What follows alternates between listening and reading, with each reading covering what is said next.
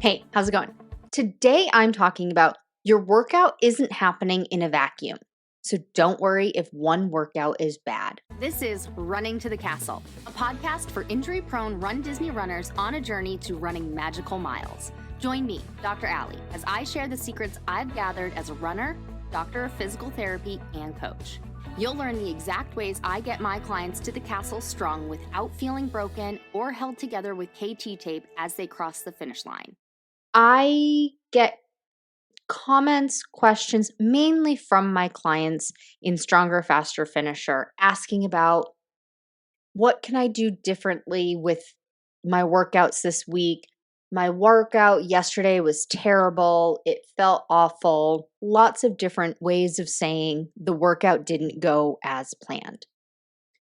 I am here to tell you that's okay. Your workout is not going to feel great 100% of the time, and it shouldn't. Couple of things. When we're talking about workouts, think of 30, 30, 30, or really 33, 33, 33. 33% of the time, it should feel really great, awesome. 33% of the time, it should feel neutral. 33% of the time, it should not feel good. If you are doing too many workouts and the majority of them or all of them feel bad, that's not good. But if the majority of the workouts feel really excellent, super easy, a breeze, that's also not good. We don't want either end of the spectrum. We want happy medium. We want an even smattering of workouts. Some aren't going to be good, and some are going to be really good, and some are going to be somewhere in between. Because if they're bad all the time, you're pushing yourself too hard, and you won't be able to make progress that way because you're eventually going to get injured. And also, nobody wants to be miserable working out all the time. We aren't professional athletes. We don't need to grind it out. We don't need to do this for a paycheck. We're not doing this for a paycheck. If anything, we are spending loads and loads of money to do this. We might as well feel pretty good doing it. We don't want things to feel easy peasy lemon squeezy all the time either, because that means you're not pushing yourself and you're not going to make your goals. Maybe you're not getting injured, but you're not progressing, getting better, and having fun that way. So you want these to be balanced out, and it's the rule of thirds. A third of the time, it's really great. A third of the time, it's going to be crummy. And a third of the time, it's somewhere in between. So when it comes to your workouts, if you're finding that this week a workout felt awful, but that doesn't happen all the time, but you're starting to get worried, does this mean I'm doing too much? Does this mean I'm going to get injured? Think of it this way. Your one workout isn't happening in a vacuum. It's not the only thing that's going on. So maybe the workout itself, if you had done it in a vacuum, meaning it's the only thing going on, you have no life stressors, kids aren't going back to school, you don't have work stress, you don't have family stress, things like that, and your workout felt really bad, well, yes, maybe we want to look at the workout. But look at everything else that's going on. Because when you're stressed doing other things, your workout's going to take a hit too. In many factors, you're probably more tired, your heart rate's elevated just at resting a little bit more compared to normal, because when you're stressed out, your heart rate goes up. So you can start looking at those things, but also look at your workouts over the span of weeks or months, as opposed to a single workout. This comes to mind. I had a client in Stronger, Faster, Finisher who was concerned about specifically strength training. And for some reason that day, she just wasn't having it and couldn't lift as heavy as she normally did. And she was concerned. What does this mean? I normally can lift this amount of weight. I'm worried. Am I regressing? Am I getting worse? My advice is Don't look at the single workout. Look at everything over the course of weeks and months. You're going to have a bad workout. You're going to have a bad run. You're going to have a bad speed workout. You're going to have a bad strength workout. It's going to happen.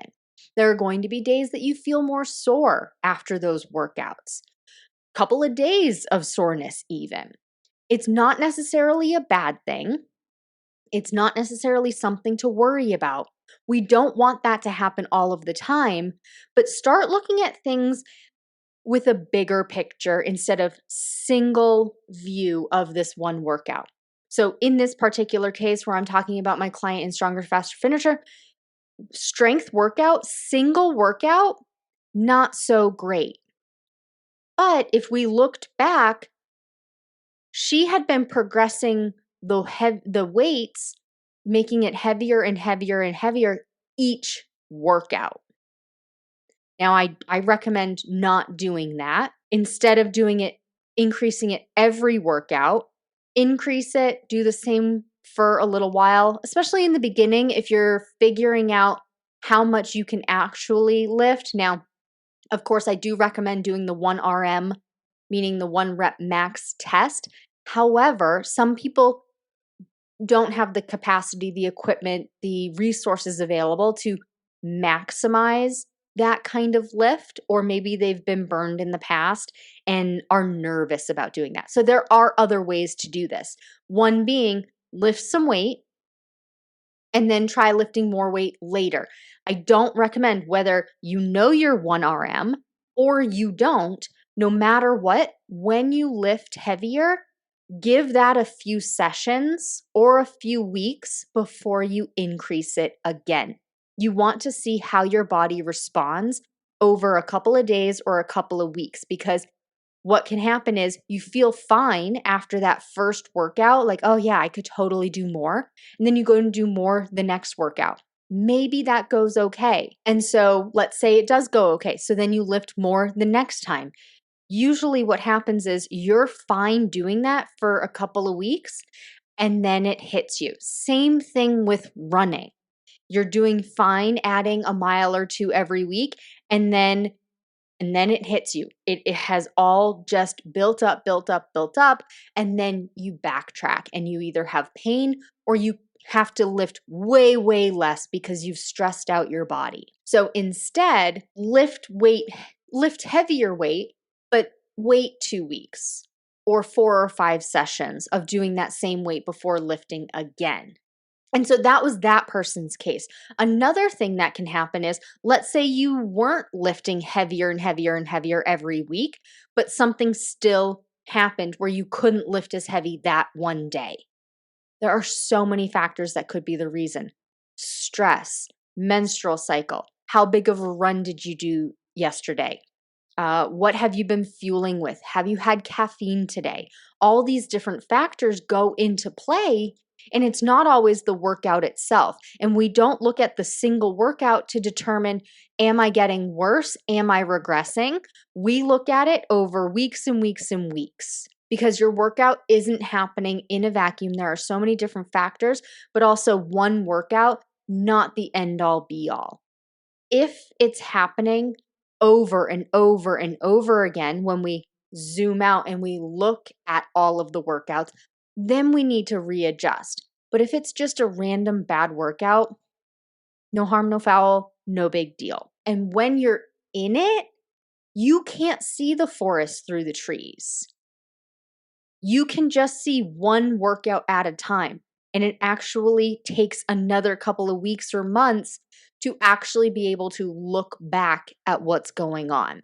So I've had some clients who they'll do their very first workout and it doesn't go as planned. And they're like, oh, I thought I could lift that amount. I couldn't lift that amount. This is not going to go well. We don't know that.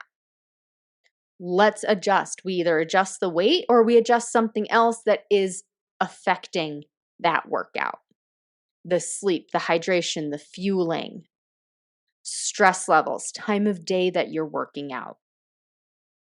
Don't worry if you have one bad workout.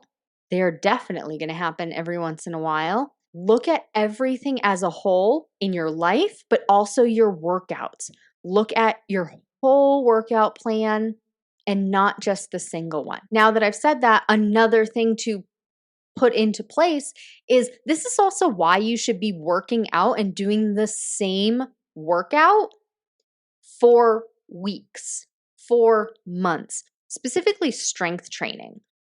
I know a lot of clients will come to me and say, well, I need variety. I need something different every time. There used to be this recommendation that your body needs to be confused. I forget what the term was, but basically it was mix it up so your body doesn't really know what you're going to do. Confuse your muscles so then you get stronger. That doesn't work. We need consistent exercise over time, especially if you are injury prone, recovering or rehabbing from an injury. What happens when you are constantly changing up your workout routine? Your body doesn't know what the heck is going on. And you're going to be subconsciously or consciously in a state of stress all of the time. Your body is not going to know what's coming. It's going to be on guard and it's not ready for the next thing. And also, if you aren't practicing the exact same movement every single time for weeks or months on end, your body hasn't been practicing that. So if it thinks that something's going to do harm, whether you actually have a problem or not, your brain can send the pain signal. Like if you've ever twisted your knee before and then you go to do walking lunges one time, you've never done it before, you're never going to do it again. If you're doing walking lunges, that's an unstable activity. Your body doesn't recognize what's happening. It thinks this is recreating the position, the situation we were in when we twisted our knee 5 years ago. And it can stop it. It can tell the muscles don't contract. Your knee can give out. That will make your knee twist. Or you could just do the exercise and then afterward your body is like, okay, well, I recognize this. I think we're in pain. And it's a false pain signal. That's why I recommend doing the same movement over and over and over again. And in the physical therapy clinic, I used to do this all the time. I can specifically remember one patient. I had one patient who had back problems. I can't remember the diagnosis. Maybe it was a disc problem, like a herniated disc. But it happened, quote unquote, happened because it wasn't one single incident. It was over time. But what happened was they bent down to pick something up from the ground. I don't know what it was. Let's call it a case of water. And they, quote unquote, threw their back out. And so now they were fearful of bending forward, but also their brain thought every time they bend forward, it's going to cause a problem. So the brain sent a signal, hey, we're bending forward, tighten up those back muscles, and her back would go into spasm every time she bent down.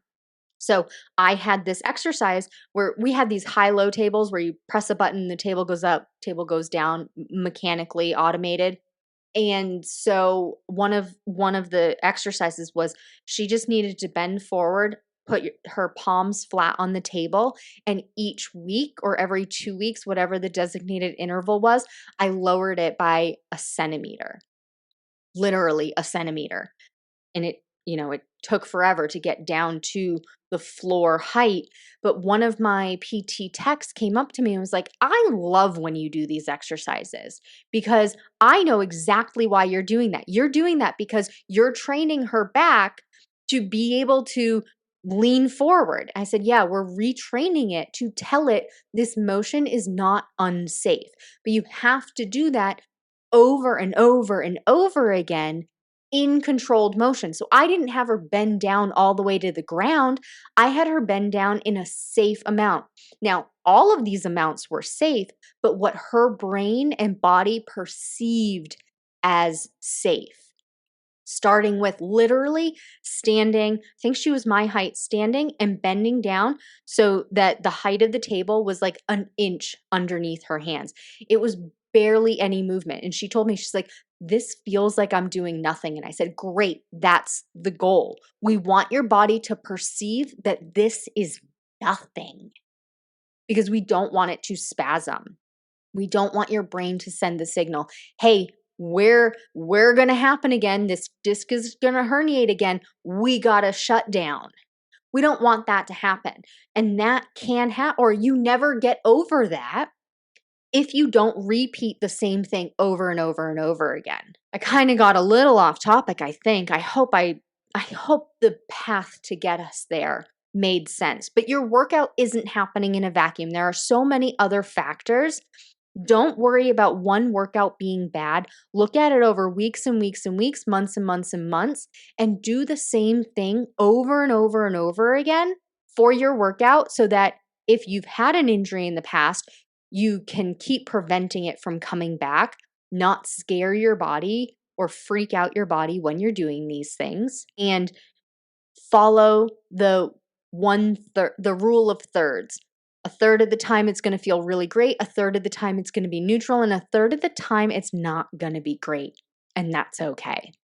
Please take what you've learned in this episode and use it to adjust your strategy for your RunDisney race training. It's not about doing more. It's about doing the right things in the right balance so you can finish strong, not broken. And if you want personalized guidance specific to your race, your injury history, your running background, and your goals, that's exactly what we do inside Stronger, Faster, Finisher. You'll get step-by-step instructions and a proven system to help you train smarter from start to finish. Join the waitlist today to be the first to know when it opens next. That's all for now. Talk to you soon.